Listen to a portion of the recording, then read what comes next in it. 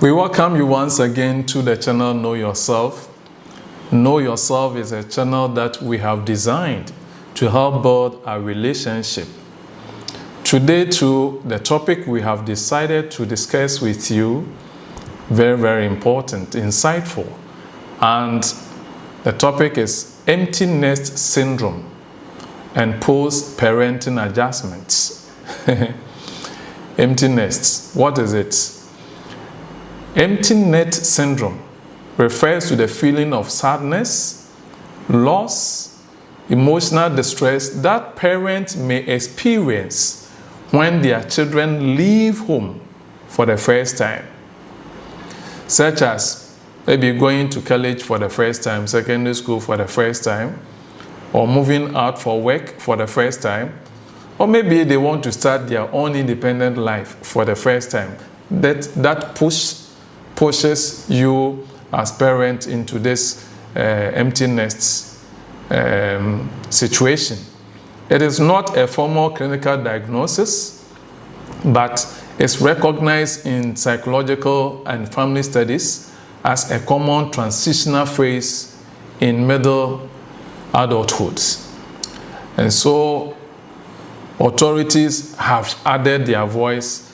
Michelle, Lovegreen, and Weiser said that empty nest syndrome refers to the period of adjustment and emotional reaction parents undergo when their children leave family home, often accompanied by feelings of loneliness, loss of purpose, and identity. Now, in essence, empty nest syndrome highlights the psychological adjustments parents face as family dynamics change, emphasizing the importance of finding new roles, interests, and sources of fulfillment during this life stage. When children leave home, parents may feel lonely, lost, disconnected from each other. And so, if you've not reached there, be on guard. At times, your child is going to a boarding school and you feel that something bad will happen to him or her. So you wish, instead of being a boarding school, your child rather stays home. But I'm telling you, leave him or her. That is how life is designed. You will be fine. At times, your child is marrying for the first time as if he or she is going to die.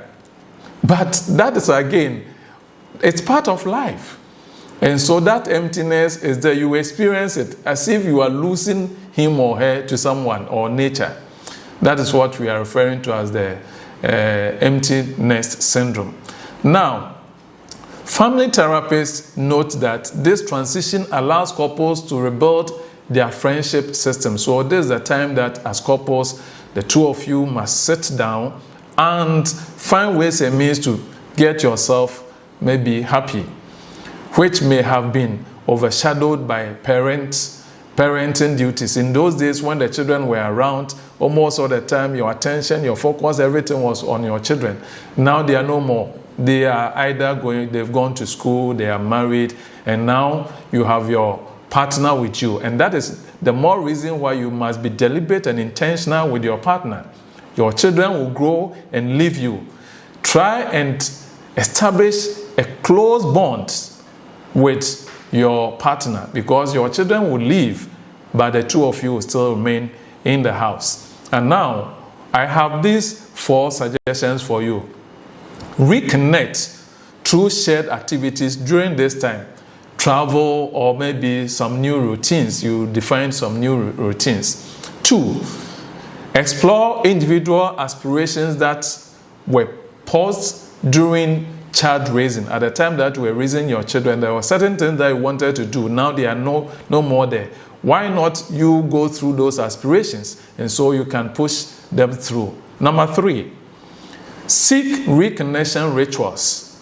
And like I mentioned in one of our presentations, by seeking reconnection rituals, you can think of date nights, maybe weekly dates, check-ins, some spiritual activities, you can find yourself almost all the time engaged at a church and do certain things that will bring and uplift your soul.